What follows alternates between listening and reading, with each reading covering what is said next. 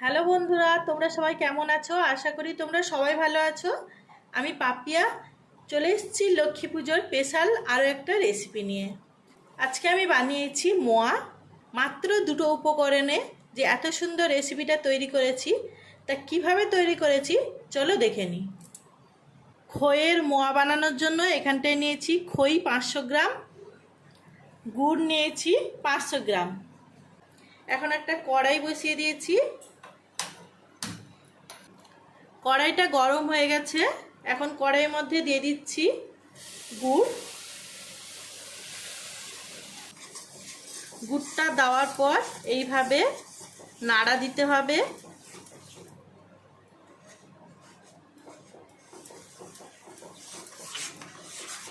ফ্লেমটা কিন্তু এখন বাড়ানোই আছে।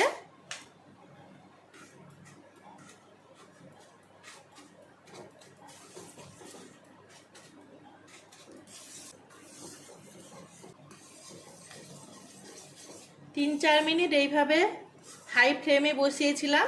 এখন ফ্লেমটাকে লো করে দিচ্ছি। গুড়টা কড়াই দেওয়ার পর কিন্তু সব সময়ের জন্য এইভাবে নাড়াতে হবে। গুড়টাকে একদম নাড়ানো বন্ধ করা যাবে না, অনবরত এটাকে নাড়তে হবে।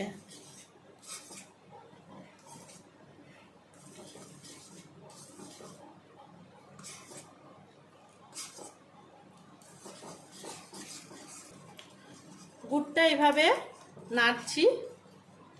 এখানটায় নিয়ে নিয়েছি একটা বড় সাইজের গামলা। সব সময় খেয়াল রাখতে হবে যেটাই আমি মোয়া রাখবো বা তৈরি করব ওটা কিন্তু অনেকটাই বড় হওয়া দরকার। এখন দিয়ে দিচ্ছি এর মধ্যে খই।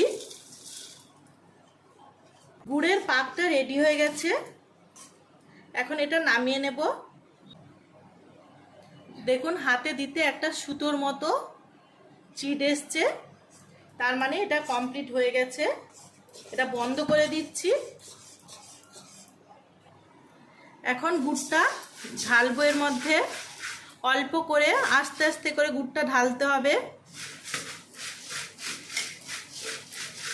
এইভাবে ঢালবেন অল্প করে আর নাড়া দিতে থাকবেন।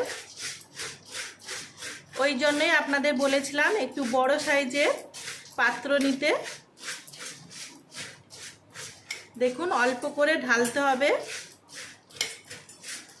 এখানটায় আমি কিন্তু খুব সামান্য অল্প করে ঢালছি আর খইটাকে নাড়া দিচ্ছি। একজনের পক্ষে সম্ভব নয়, দুজনকে লাগবে, কারণ একজন ঢাললে আরেকজন খুব তাড়াতাড়ি করে এই পাকটা দিয়ে নেবে খইয়ের মধ্যে।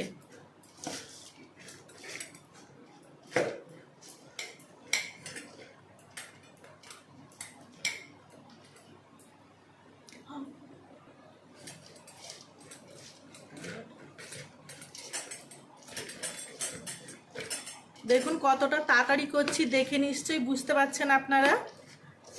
এইভাবে কিন্তু খুব তাড়াতাড়ি করতে হবে। গুড়টা গরম থাকবে, এটার দিকে লক্ষ্য রাখবেন, গুড়টা যাতে গরম থাকে।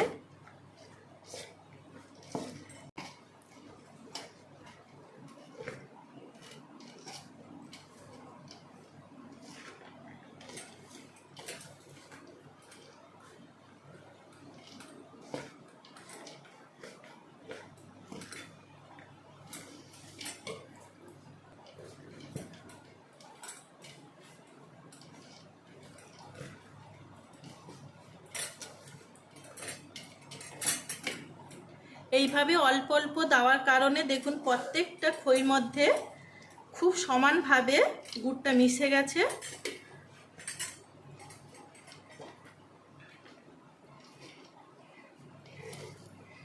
এইভাবে গুড়গুলো খইয়ের মধ্যে ভালো করে মিশিয়ে নিয়েছি।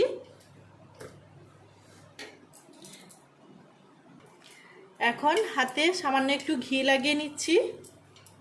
ঘি লাগানোর পর এই খইয়ের মিশ্রণটা হাতে ভালোভাবে প্রেসার দিয়ে একটা গোলাকার আকৃতি তৈরি করে নেব। গোলভাবে একটা শেপ করে নিচ্ছি।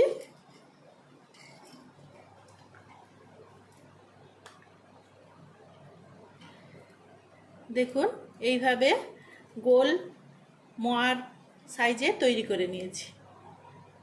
এইভাবে মোয়াগুলো অল্প পরিমাণ নিতে হবে আর একটা গোল শেপ তৈরি করে নিতে হবে।